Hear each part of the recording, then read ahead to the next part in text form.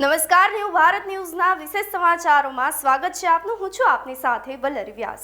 પૂર્વ પીએમ શેખ હસીનાના દેશ છોડ્યા પછી અને ખાલિદા ઝિયાના નિધન પછી આ પહેલી ચૂંટણી છે.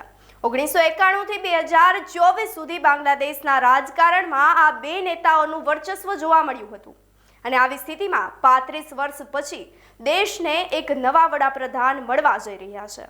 અહીં આપણે જોઈએ કે શેખ હસીનાની પાર્ટી અવામી લીગને આ ચૂંટણીમાં ભાગ લેવાની મંજૂરી આપવામાં આવી નથી. ત્યારે આજના ઐતિહાસિક દિવસે બાંગ્લાદેશની કેવી સ્થિતિ રહી છે તે જોઈએ. બાંગ્લાદેશમાં સામાન્ય ચૂંટણી માટે મતદાન પૂરું થઈ ગયું છે. દેશભરમાં મતોની ગણતરી ચાલુ છે અને દેશના 36,000 મતદાન મથકો પર 47.91% મતદાન થયું છે. આ ચૂંટણીમાં કુલ 981 ઉમેદવારો મેદાનમાં છે, જેમાં 249 અપક્ષ ઉમેદવારોનો સમાવેશ થાય છે.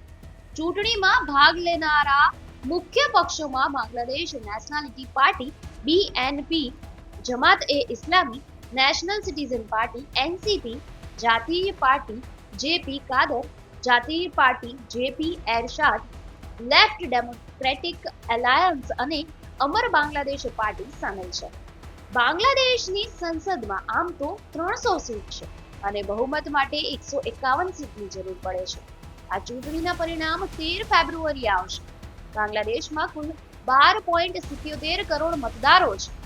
15 વર્ષમાં પહેલીવાર એવું બન્યું છે કે સૌથી વધુ યુવા મતદારો છે. બાંગ્લાદેશની કુલ 300 સીટ છે, પરંતુ મતદાન 299 સીટો માટે થઈ રહ્યું છે. કેમ્પેઇન દરમિયાન એક ઉમેદવારનું મોત થયા બાદ એક ચૂંટણી વિસ્તારમાં મતદાન ટાળવામાં આવ્યું છે.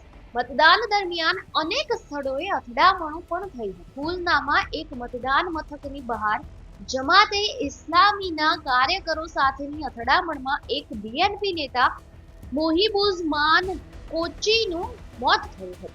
બીજી તરફ મુન્શીગંજ 3 અને ગોપાલગંજ સદર વિસ્તારમાં મતદાન મથકોની બહાર દેશી બોમ્બ ફેંકવામાં આવ્યા હતા. ગોપાલગંજ સદર વિસ્તારોમાં થયેલા વિસ્ફોટમાં 3 લોકો ઘાયલ થયા હતા. બાંગ્લાદેશની વચગાળાની સરકારના વડા મોહમ્મદ યુનુસે ઢાકાની ગુલશન મોડલ હાઈસ્કૂલ એન્ડ કોલેજમાં વોટ આપ્યો.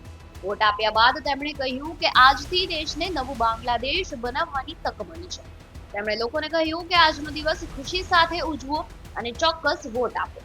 તેમણે કહ્યું છે કે ઉમેદવારોને વોટ આપવો જરૂરી છે અને જનમત સંગ્રહમાં ભાગ લેવો પણ ખૂબ જ મહત્વપૂર્ણ છે.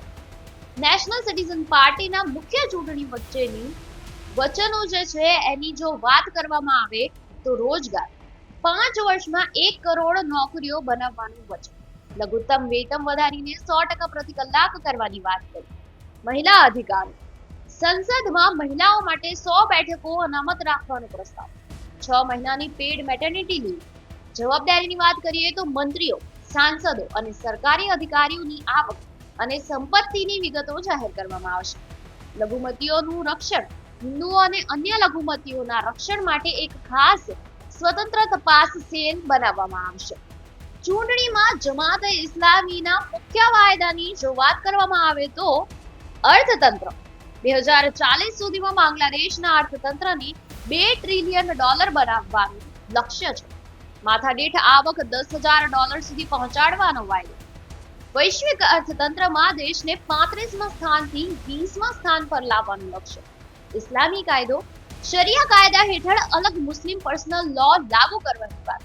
લશ્કરી તાલીમ, 18 થી 22 વર્ષના યુવાનો માટે 6 થી 12 મહિનાનો સ્વૈચ્છિક લશ્કરી તાલીમ કાર્યક્રમ. બુલેટ ટ્રેન, ઢાકાને સિલહટ જેવા પ્રમુખ શહેરો સાથે બુલેટ ટ્રેનથી જોડવું. વિદેશ નીતિ, આઝાદ વિદેશ નીતિ પર ભાર, મુસ્લિમ બહુમતી ધરાવતા દેશો સાથેના સંબંધોને અગ્રતા. બાંગ્લાદેશની ચૂંટણી પ્રણાલી ઘણી રીતે ભારતની લોકસભા ચૂંટણી જેવી જ છે. અહીં પણ સંસદ સભ્યોની ચૂંટણી first past the post system હેઠળ થાય છે. આમાં કોઈ પણ મત વિસ્તારમાં સૌથી વધુ મત મેળવનાર ઉમેદવારને વિજેતા જાહેર કરવામાં આવે છે. ચૂંટણીના પરિણામો જાહેર થયા પછી સંસદમાં બહુમતી મેળવનાર પક્ષ કે ગઠબંધનના ચૂંટાયેલા સાંસદો પોતાના નેતાની પસંદગી કરે છે. તે જ નેતા આગળ જતા દેશના વડાપ્રધાન બને છે, જેમને ઔપચારિક રીતે રાષ્ટ્રપતિ શપથ લેવડાવે છે. બાંગ્લાદેશની સંસદને જાતીય સંસદ કહેવામાં આવે છે. તેમાં કુલ 350 સાંસદો હોય છે. તેમાંથી 300 બેઠકો પર દર 5 વર્ષે ચૂંટણી યોજાય છે, જ્યારે 50 બેઠકો મહિલાઓ માટે અનામત છે. આ અનામત બેઠકો પર સીધી ચૂંટણી થતી નથી, પરંતુ તેમને સંસદમાં પક્ષોના પ્રમાણના આધારે વહેંચી દેવામાં આવે છે. આ 13મી સંસદીય ચૂંટણીની સાથે જ જુલાઈ ચાર્ટર પર જનમત સંગ્રહ એટલે કે રેફરન્ડમ જે છે એ પણ યોજાયો.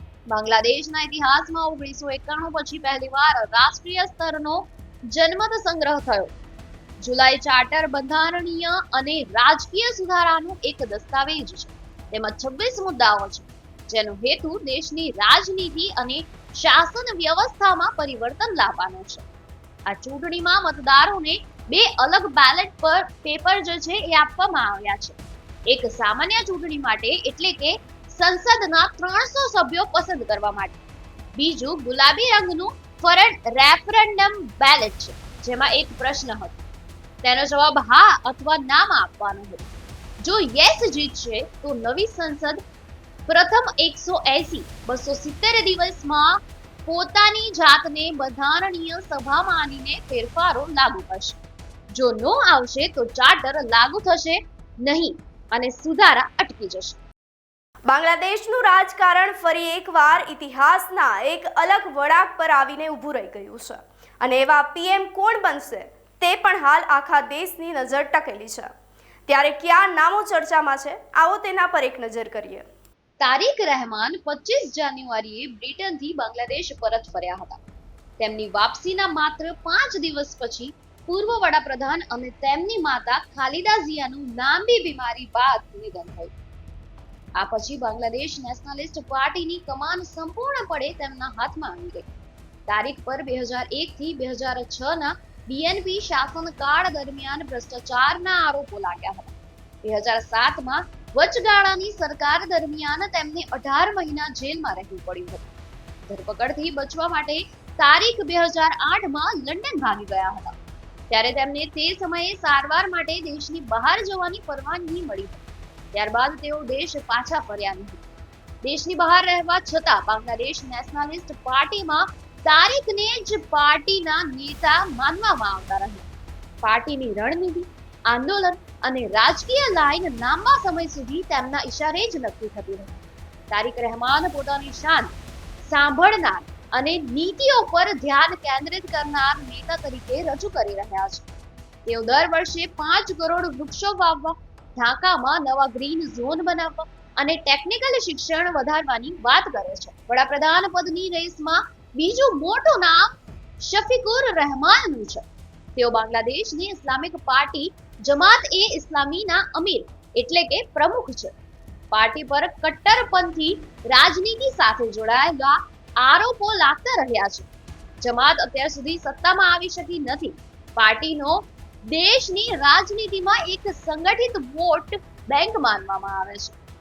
ધાર્મિક પ્રભાવવાળા વિસ્તારોમાં પાર્ટીની હાજરી રહી છે. અમેરિકા અને કેટલાક પશ્ચિમી દેશોએ જમાતના નેતા શફીકુર રહેમાન સાથે મુલાકાત કરી છે. તાજેતરમાં જ ખુલાસો થયો છે કે અમેરિકા જમાત-એ-ઇસ્લામીને ચૂંટણીમાં જીતાડવાનો પ્રયાસ કરી રહ્યું છે.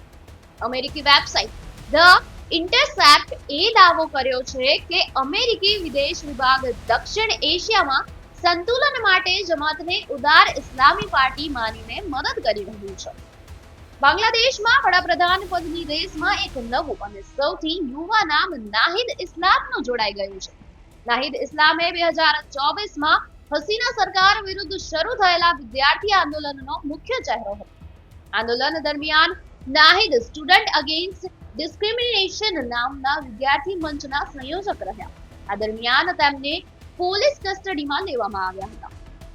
શેખ હસીનાના સત્તા પરથી હટ્યા પછી મોહમ્મદ યુનુસના નેતૃત્વમાં બનેલી વચગાળાની સરકારમાં નાહિદ ઇસ્લામને સૂચના, ટપાલ અને દૂરસંચાર સંબંધિત વિભાગોના સલાહકાર બનાવવામાં આવ્યા. નાહિદ કેટલાક મહિનાઓ સુધી આ પદ પર રહ્યા. પાછળથી તેમણે સરકારમાંથી રાજીનામું આપીને સક્રિય રાજકારણમાં ઉતરવાનો નિર્ણય કર્યો. ફેબ્રુઆરી 2025માં નાહિદ ઇસ્લામે નેશનલ સિટીઝન પાર્ટીની રચનાની જાહેરાત કરી. પાર્ટી વિદ્યાર્થી આંદોલન, યુવાન અને સિસ્ટમથી નારાજ મતદારોનું રાજકીય અવાજ બનવાનો દાવો કરી રહી છે.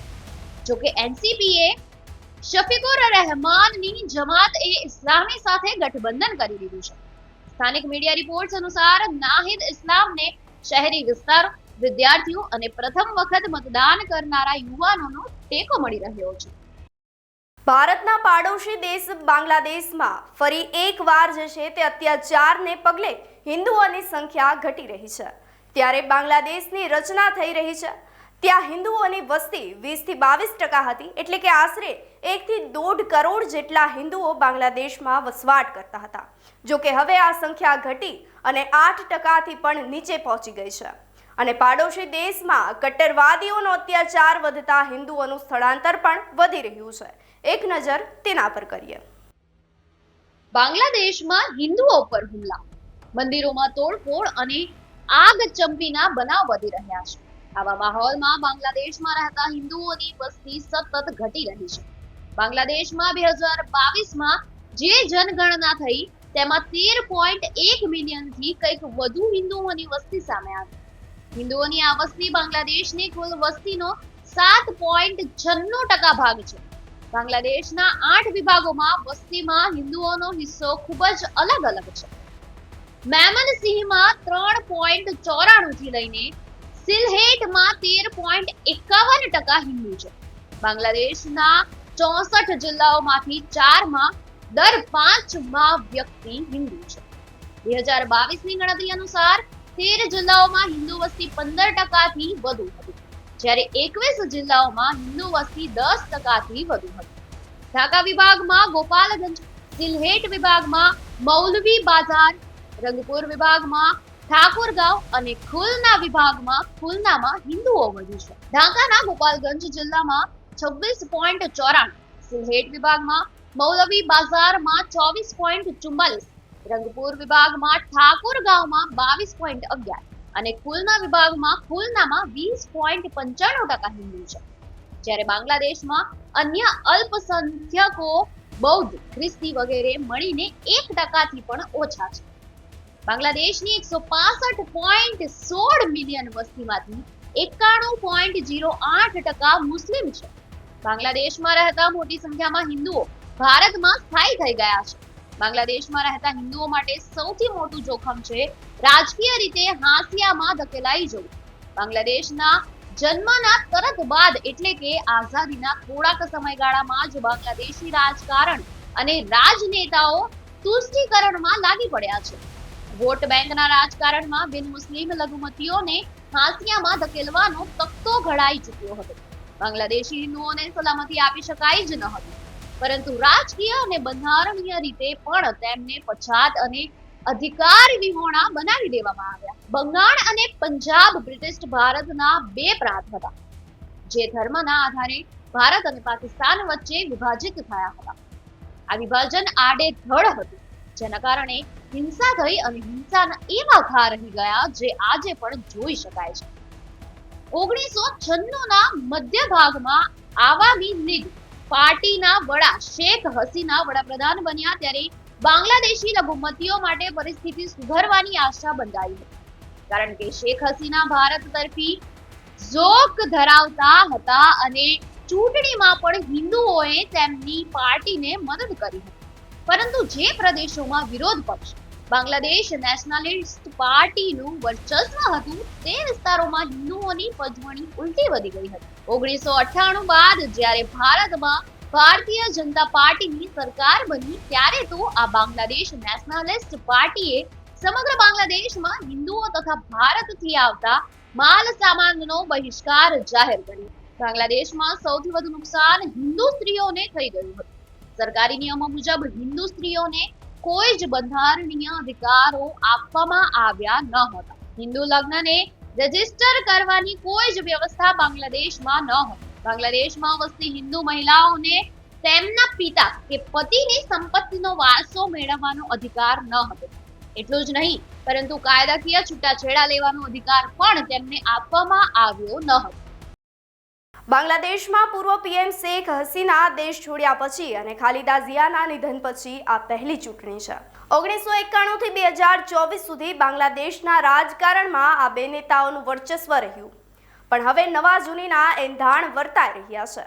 બાંગ્લાદેશની આ ચૂંટણી એ માત્ર દેશના રાજકારણને જ નહીં પરંતુ સમગ્ર દક્ષિણ એશિયાની રાજદ્વારી સત્તા પર સંતુલનને બદલી શકે છે અને તેથી જ ભારત, પાકિસ્તાન અને ચીન પણ આ ચૂંટણીઓ પર નજર રાખી અને બેઠા છે.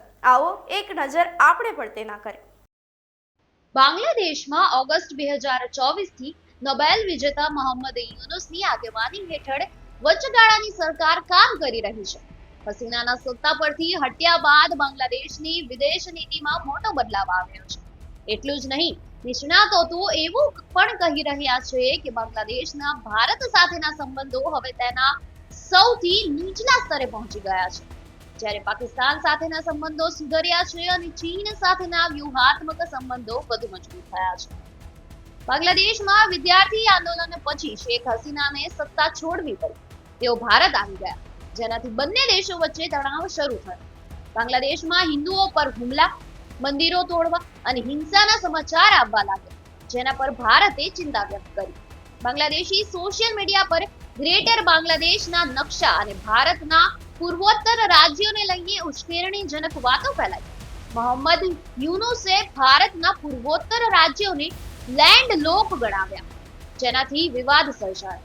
ભારત અને બાંગ્લાદેશની સરહદ પર બીએસએફ અને બીજીબી વચ્ચે તણાવ વધ્યો. તસ્કરી અને વાડને લઈને ચર્ચા થઈ. વિદ્યાર્થી નેતા શરીફ ઉસ્માન હાદીની ગોળી મારીને હત્યા કરવામાં આવી, જેના પછી હિંસા ફેલાઈ અને ભારત વિરુદ્ધ માહોલ બન્યો. આ છેલ્લા એક વર્ષની જ વાત છે અને તેમાં જ ભારત અને બાંગ્લાદેશના સંબંધ મળવામાં આ પાસા કામ કરી ગયા છે. હવે વાત કરીએ પાકિસ્તાનની અને બાંગ્લાદેશની, તો આ બંને દેશોના મોટા નેતાઓ અને અધિકારીઓએ સીધી વાતચીત શરૂ કરી, જેનાથી જૂના તણાવ ધીમે ધીમે ઘટવા લાગ્યા. આ ઉપરાંત 2025માં કરાચી અને ચટગાંવ વચ્ચે કાર્ગો જહાજો ફરીથી ચાલવા લાગ્યા, જેનાથી દરિયાઈ વેપાર સરળ બન્યો. 2026ની શરૂઆતમાં ઢાકા અને કરાચી વચ્ચે ઘણા વર્ષો પછી સીધી ફ્લાઇટ્સ શરૂ થઈ. પાકિસ્તાન અને બાંગ્લાદેશે વિઝાના નિયમો સરળ બનાવવા પર વાત કરી, ખાસ કરીને સરકારી કામથી આવન જાવન કરનારાઓ માટે. આંતરરાષ્ટ્રીય બેઠકોમાં પાકિસ્તાન અને બાંગ્લાદેશ ઘણા મુદ્દાઓ પર એકબીજાની સાથે ઉભા રહ્યા, જેનાથી તાલમેલ વધ્યો. SAARC જેવા પ્રાદેશિક સંગઠનોને ફરીથી સક્રિય કરવા માટે બંને દેશોએ સાથે મળીને કામ કરવાની ઈચ્છા વ્યક્ત કરી. ચીન સાથેની બાંગ્લાદેશની વધતી નિકટતાની જો વાત કરવામાં આવે તો 2025માં બાંગ્લાદેશના નેતાઓ અને ચીનના રાષ્ટ્રપતિની મુલાકાત થઈ, જેમાં સંબંધોને વધુ આગળ વધારવા પર ખુલ્લી ચર્ચા થઈ. બંને દેશોએ વેપાર વધારવા માટે ફ્રી ટ્રેડ એગ્રીમેન્ટ અને રોકાણ સંબંધિત કરારો પર વાટાઘાટો શરૂ કરવાનો નિર્ણય કર્યો. ચીને બાંગ્લાદેશથી આવતા મોટા ભાગના સામાન પર ટેક્સ ન લગાવવાની સુવિધા આગળ પણ ચાલુ રાખવાની વાત કરી. રક્ષાના મામલે પણ બંને દેશો નજીક આવ્યા અને ડ્રોન તથા અન્ય સૈન્ય ટેકનોલોજી સંબંધિત કરારો કરવામાં આવ્યા. આબોહવા, ખેતી, ટેકનોલોજી અને ડિજિટલ વિકાસ જેવા મુદ્દાઓ પર ચીન અને બાંગ્લાદેશે સાથે મળીને કામ કરવાની ઈચ્છા વ્યક્ત કરી. હવે બાંગ્લાદેશની સામાન્ય ચૂંટણી નક્કી કરશે કે દેશ આગળ ભારતની નજીક રહેશે કે પાકિસ્તાન અને ચીન તરફ ઝૂકશે. આનાથી દક્ષિણ એશિયાનું સત્તા સંતુલન બદલાઈ શકે છે. આ જ કારણોસર આ ચૂંટણીને અત્યંત મહત્વપૂર્ણ માનવામાં આવી રહી છે.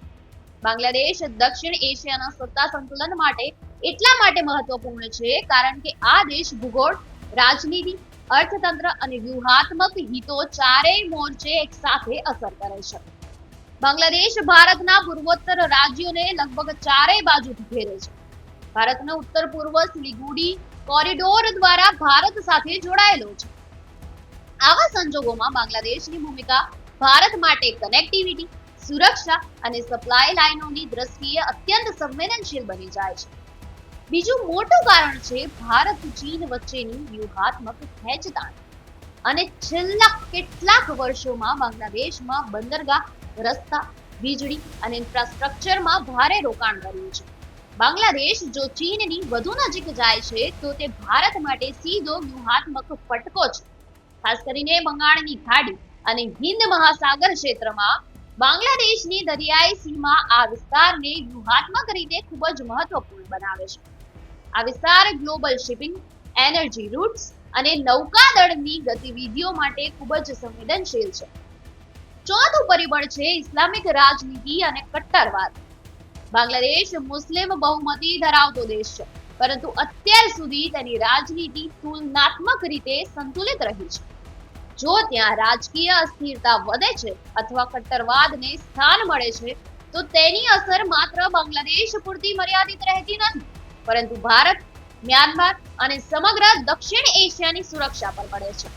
અહીં આપને એ જણાવી દઈએ કે હસીનાના 15 વર્ષના શાસન દરમિયાન ભારત અને બાંગ્લાદેશ વચ્ચેના સંબંધો ખૂબ જ ગાઢ હતા. ભારત બાંગ્લાદેશનો એક મહત્વપૂર્ણ વ્યૂહાત્મક અને વ્યાપારી ભાગીદાર રહ્યો છે, પરંતુ હસીનાના ભારત આવ્યા પછી બંને દેશો વચ્ચે તણાવ વધ્યો અને એકબીજાની નિકાસ પર પ્રતિબંધો પણ લાદવામાં આવ્યા. 2024-25માં ભારત અને બાંગ્લાદેશ વચ્ચેનો કુલ વેપાર લગભગ $13.51 અબજ રહ્યો, જેમાં ભારતે $11.46 અબજ ની નિકાસ કરી અને લગભગ $2.05 અબજ ની આયાત કરી. જોકે નિષ્ણાતોને આશંકા છે કે આવનારા સમયમાં પ્રતિબંધોને કારણે બંને દેશનો વેપાર ઘટી શકે છે. બાંગ્લાદેશની આઝાદી પછીથી ભારત બાંગ્લાદેશ સંબંધો એ વાત પર નિર્ભર કરતા રહ્યા છે કે ઢાકામાં કઈ પાર્ટી સત્તામાં છે. હસીનાના કાર્યકાળમાં સંબંધો મજબૂત રહ્યા, પરંતુ વિરોધ પક્ષો અવારનવાર તેમના પર ભારત સામે નબળો વલણ અપનાવવાનો આરોપ લગાવતા રહ્યા. જો આ ચૂંટણીમાં બીએનપી જીતે છે અથવા મજબૂત સરકાર બનાવે છે તો ભારત બાંગ્લાદેશના સંબંધોમાં અંતર વધી શકે છે. સરહદી સુરક્ષા અને પરસ્પર વિશ્વાસ પર અસર પડશે, જ્યારે પાકિસ્તાનને સંબંધો સુધારવાની તક મળશે. ચીન પણ રોકાણ અને મોટા પ્રોજેક્ટ્સ દ્વારા બાંગ્લાદેશમાં પોતાની પકડ મજબૂત કરી શકે છે. જો પરિણામ સ્પષ્ટ ન રહ્યું અને ગઠબંધન સરકાર બની તો સ્થિતિ વધુ અસ્થિર થશે, જેનાથી ભારતની સ્થિતિ નબળી અને પાકિસ્તાન ચીનની ભૂમિકા મજબૂત થઈ શકે છે. વિશેષ સમાચારોમાં આજે બસ આટલું જ. ફરી મળીશું. રજા આપશો. નમસ્કાર.